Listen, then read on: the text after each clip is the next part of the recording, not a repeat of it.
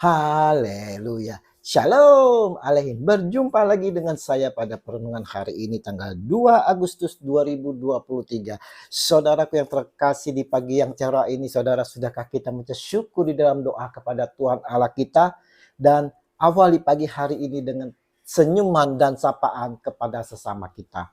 Kita awali perenungan pagi hari ini dengan tanda kemenangan kita dalam nama Bapa dan Putra dan Roh Kudus. Amin. Mutiara yang sangat indah dan sangat berharga. Bacaan liturgi hari ini diambil dari kitab Keluaran 34 ayat 29 sampai dengan 35 dan Injil Matius 13 ayat 44 sampai dengan 46. Saudaraku yang terkasih di dalam kasih Kristus, seperti yang kita ketahui bahwa banyak orang menyukai mutiara yang sangat indah sekali. Seseorang menyukainya karena ia memang pencinta perhiasan yang indah dan mahal harganya. Ada orang yang ingin memilikinya supaya tampak kaya dan dihormati.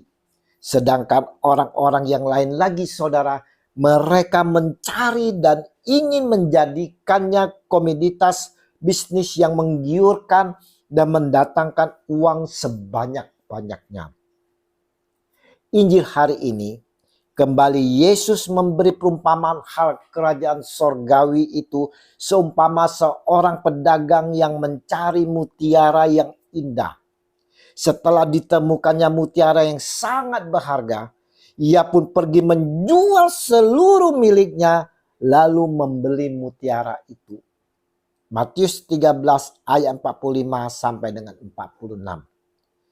Saudaraku, firman Tuhan adalah mutiara yang sangat indah dan sangat berharga.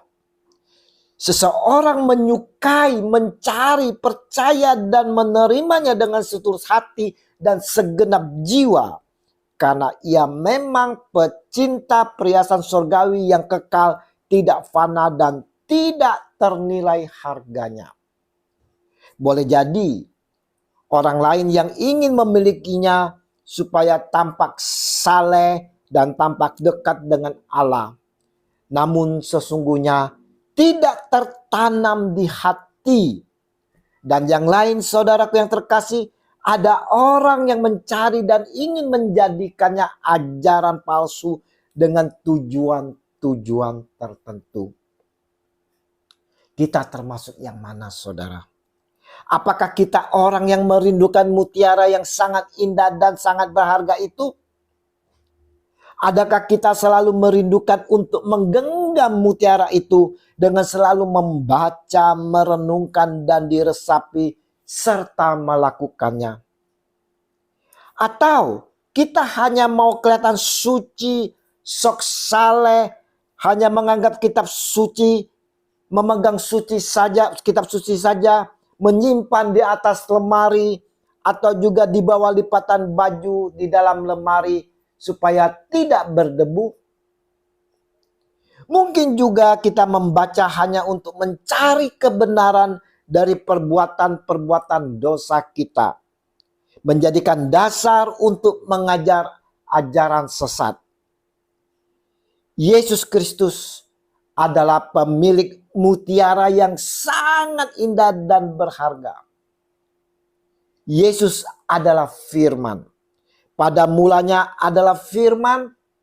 Firman itu bersama-sama dengan Allah dan firman itu adalah Allah. Yohanes 1 ayat 1. Yaitu firman-Nya yang menyimpan kasih setia, kasih karunia, kehidupan, kebenaran, keadilan, keselamatan, kesabaran, dan kelemah lembutan yang membawa sukacita dan damai sejahtera bagi kita dan semua orang yang percaya kepadanya. Perlu diingat pula, saudara-saudaraku yang terkasih, kita pun bagaikan mutiara, saudara. Bagaikan mutiara di mata Tuhan. Karena kita sangat berharga di matanya. Kita sebagai ciptaannya yang penuh arti dan berharga, saudara. Mutiara bermanfaat bagi manusia karena indahnya. Bagaimana kita sebagai mutiara Tuhan kita ini, saudara, adakah kita juga bermanfaat, berguna di mata Tuhan? Tuhan Yesus mau kita semua yang berharga di matanya ini dapat bermanfaat, berguna bagi sesama, dapat menyenangkan sesama.